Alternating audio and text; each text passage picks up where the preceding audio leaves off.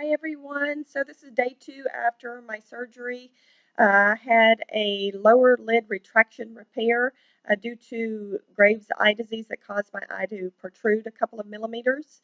Doesn't sound like a big deal, but it did cause me quite a bit of issues because of the protrusion. My upper eyelid did not close all the way when I slept, which caused problems, damage to my cornea, problems with my vision, and considerable discomfort. For instance, if I would wake up and say, for instance, I hadn't taped my eye shut that particular night or the tape had come off, when I woke up during the night or in the morning, my eye would be so dry that my eyelid would be stuck to my eyeball. And if you've ever experienced that, it is not pleasant. Um, just needed to get some resolution for that. And so this surgery was the answer, hopefully. So the surgery consisted of doing a graft and taking a piece of cartilage from behind my ear and slicing my lower lid and putting that cartilage inside of my lower lid. So I got that done yesterday.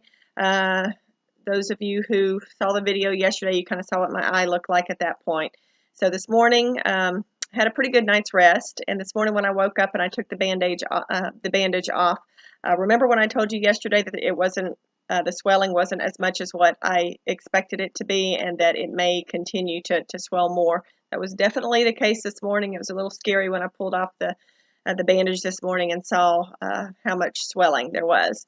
So I have been pretty religious today about putting the ice on my eye, and I think I told you yesterday that I was supposed to put ice on my eye 10 minutes out of every hour. Well, I read the paperwork again and I was off. It's 20 minutes out of every hour. So I've been pretty good about doing that today, and hopefully when I take the bandage off for you, it won't be quite as swollen as it was this morning.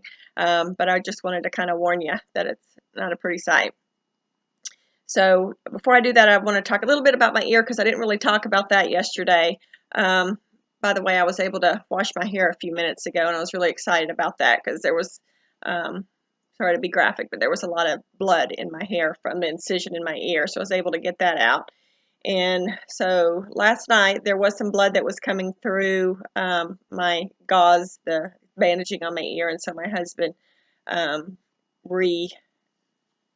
rebandaged it for me. And so while he was doing that, I asked him some questions about the incision, and he said it was a really long incision that went down almost the entire length of my ear. So there is a little bit of discomfort there. It's not huge. I can't turn, on that side when I sleep, but it's not a big deal. So let's see, I'm going to go ahead, while I'm doing this, I'm going to go ahead and take off the bandage, but I'm going to tell you also that yesterday, when my Loratab wore off, my second dose of Loratab wore off, I did not need to take a third dose. So I've only taken 2 doses of Loratab since the surgery, and that's all that I have needed to take. It's just kind of some minor discomfort beyond that. Okay, so there we go. It looks worse than it did yesterday, as you can see, but it actually isn't as bad as it was this morning when I took it off. It was, like I said, it was pretty scary this morning when I took this off.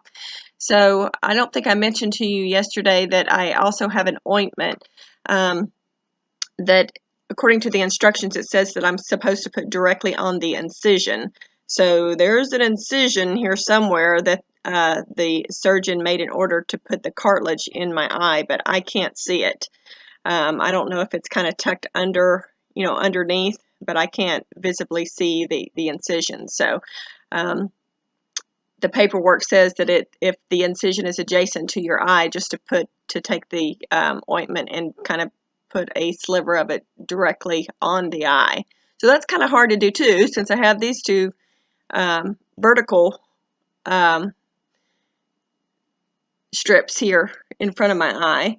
But I just do the best I can. I kind of squeeze it over the little slit there and then put my bandaging back on, and hopefully it goes where it needs to go.